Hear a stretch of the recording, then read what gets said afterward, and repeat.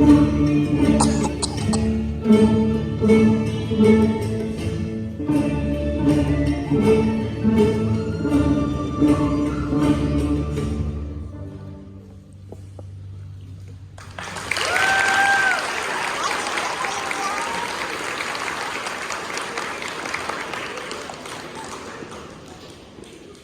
the first two notes I taught them were D and A. After that, we learned how to take our left hand and put it on the instrument to start taking those open strings and changing those sounds. So we're going to go ahead and show off each instrument section at a time. So basses, can you show me an F sharp? Look at this wonderful positioning we'll have. You notice, you look at the left elbows. So if you're a parent of a bass player, the left elbow should always be floating, never leaning down on the bass. And you'll see that all of their fingers are nice and round and over their first and second tape. Great job, bass press position. Cellos, you ready for a G? Very similar to the bass, you'll see that that left elbow again is floating.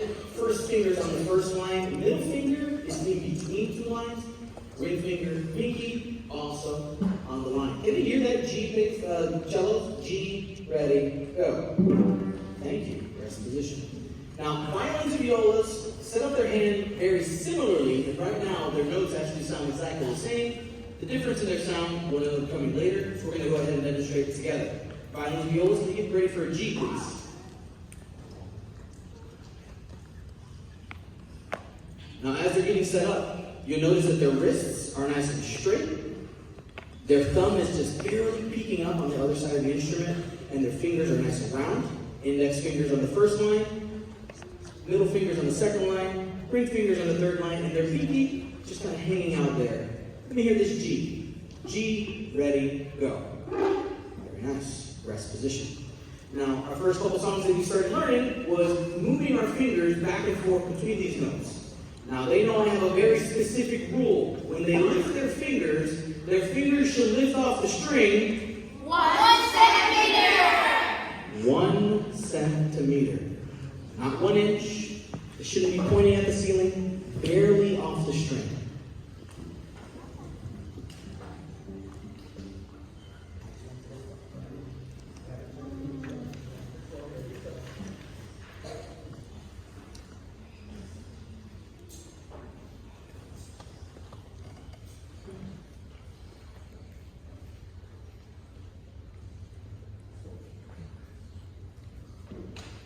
Liftoff.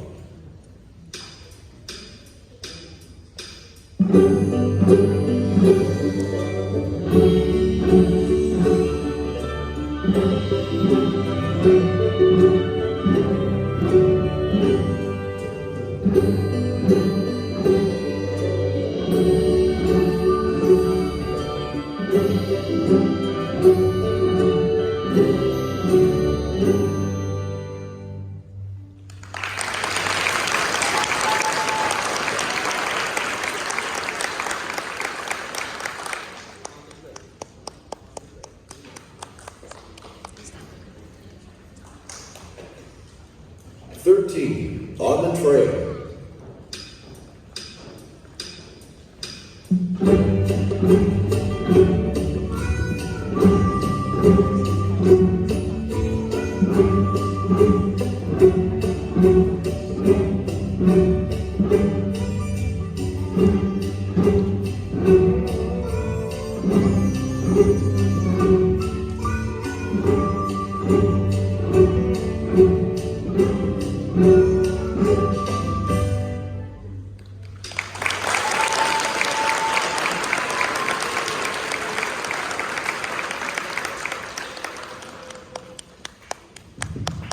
So those first two songs there, they use G and F sharp. So basses play their G with an open G, and then fourth finger for F sharp.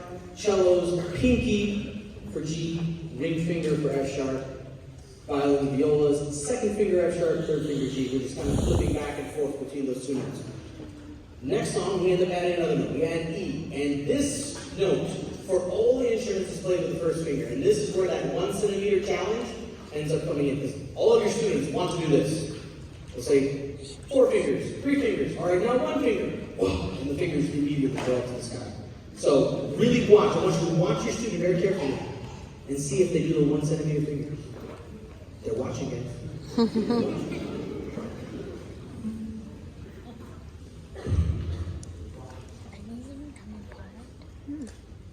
It came like this.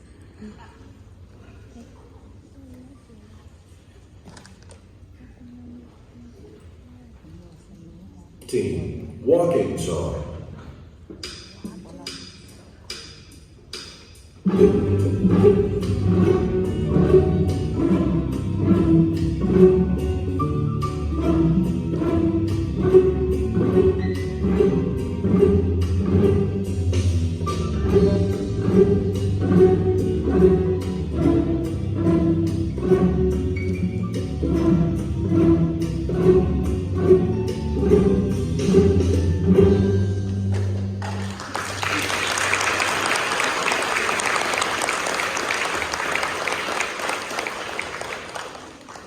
Now, when we start learning these notes, we do something that's called steps, which means that we are moving from one note alphabetically either up or down. So in music, we have 7 notes, A, B, C, D, E, F, and G. After G comes A, and it's infinitely repeating in both directions, forever and ever and ever. In this next song, we learned skips for the first time. So this is now, you're going in the alphabet, but we're skipping over the letter. The skip in this song is F sharp to D, so we're skipping over the letter E to get there.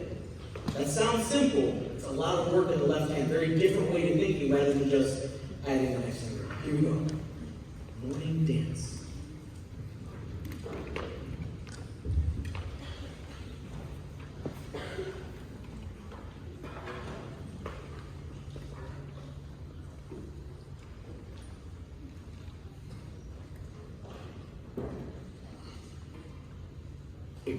Morning dance.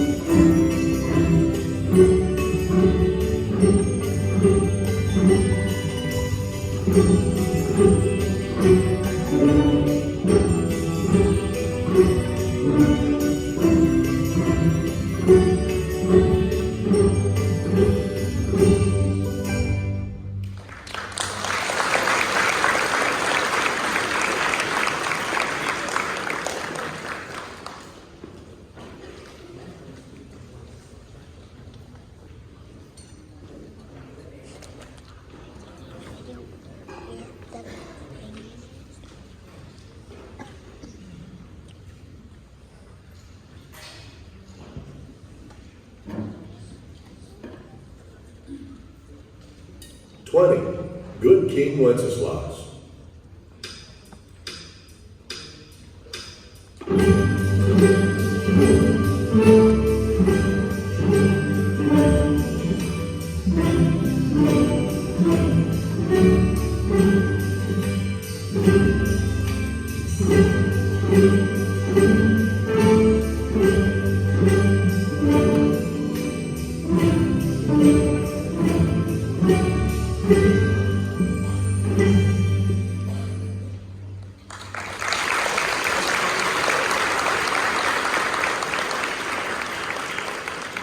Now we have one more song for you. My hope is that everything that I told you today, parents, is something that when you see your student at home, you can help them practicing. Some very simple phrases that you can help them with. 1 centimeter fingers. Anybody can see the difference between fingers that are 1 centimeter away from the string or pointing at the ceiling. Anybody can do that. So that's very easy correction. Hey, watch out for those 1 centimeter fingers. Don't know exactly what you're saying. All right? Or for all those left elbows and wrists. Hey, Mr. Brown said you had to have a straight wrist. They'll know what to do. Pick up that elbow. They'll know what to do. I promise. Now, for the beginners, one very often question I get from beginner parents is, what about the stick thing? What about the bow? So, every single student that I teach, we always start with just plucking at first. We add the bow later. And you're actually going to get to see the cadet and the symphony play with those bows in a minute. I promise you, my method works. Okay? Now, what will happen? To get to that bow, we're going to learn our first 8 notes. We learn our first 5, we go +3, they master those notes, then we get to the bow. Because these instruments are very difficult. They take a lot of work. Our left hand is doing one thing, our right hand is doing something else. We have to read the music and listen to it. Listen to ourselves and each other. It's a lot of work. And they're doing a wonderful job. Now, on my paternity leave, your students will have the goal of working on those next 3 notes. We're going to teach it, and up until either the 14th or when the baby comes, whichever one happens first, but we'll have some videos up on Google Classroom, some very basic assignments for them to do, so they can work on those 8 notes. And when we get back in January, we're going to hit the ground running with that bow. Very excited about it. Let's play our last song, everybody, Seminole Chant.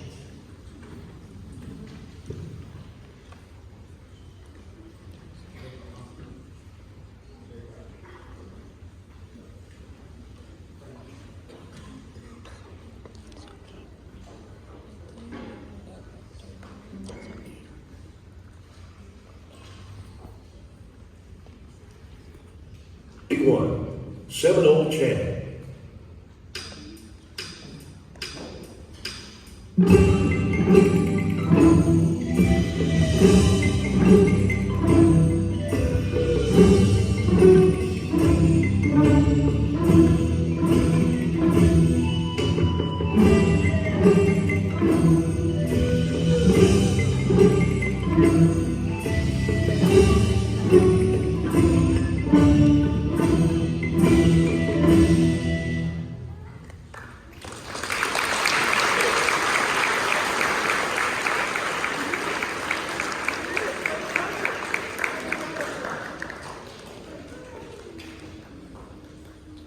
So now, beginners, please stand up.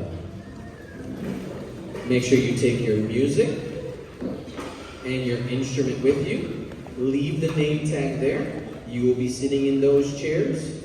Leave the front row open for bass players and cello players.